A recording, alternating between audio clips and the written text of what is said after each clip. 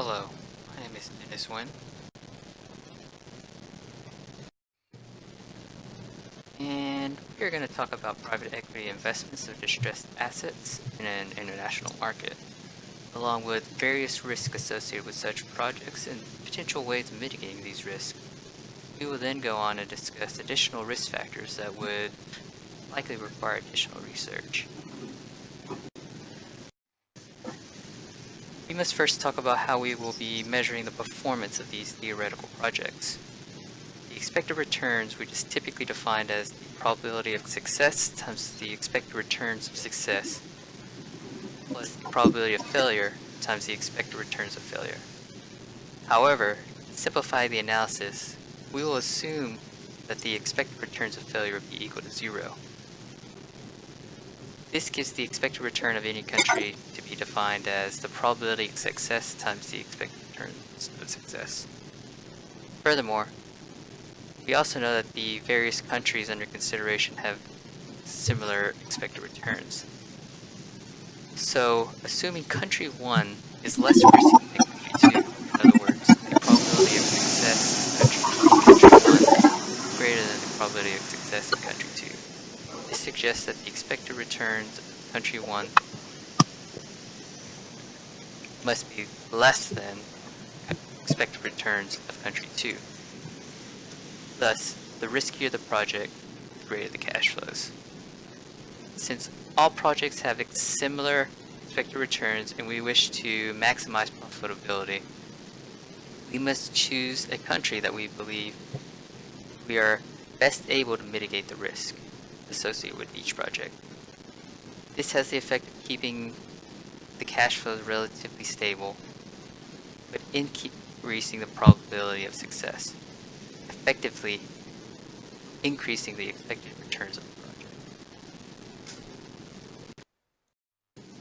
We believe that the IFC provides many benefits and are vital in our ability to mitigate many of the risks associated with these projects. This is in large part due to its relationship with the World Bank. And according to our research of the countries under consideration, Ghana, Zambia, and Rwanda are the most likely candidates to gain IFC support. Hi, I'm Chloe. Next, let me introduce the risks of those 3 countries in detail. In the Zurich risk room, there are a lot of risks. But here, in our case, some of them are not really our concern. From this slide, you can see that Ghana and Zambia have really high redundancy cost. This is one of the main reasons that causes those 2 countries so risky.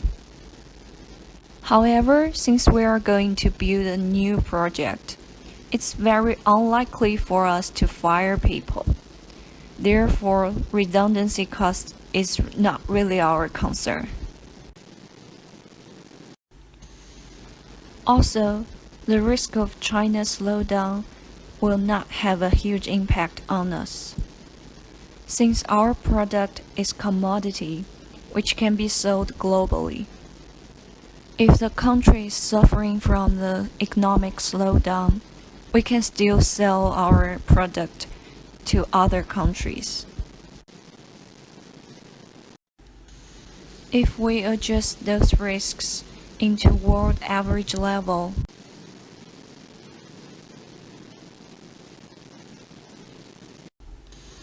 we will find the riskiness of those 3 countries will be hugely brought down. The risk we're really concerned about is the government stability and regulation. However, we can mitigate those risks by structuring our project properly.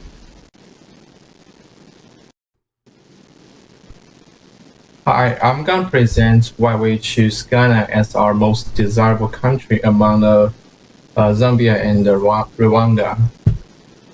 We look at the political and social stability factors, and we think we can mitigate those risks by working with the International Finance Corporation, they are backed by World Bank, and the governments, they don't want to mess up with the World Bank. And also, we can always leverage our project and investment. And moreover, we can also work with multilateral partners. And for instance, we can do vertical integrate with our suppliers. And also, we'll look at Ghana, Zambia, and Rwanda. Ghana is the only country who has their own port. So where things happen, we can always choose to export all our products. And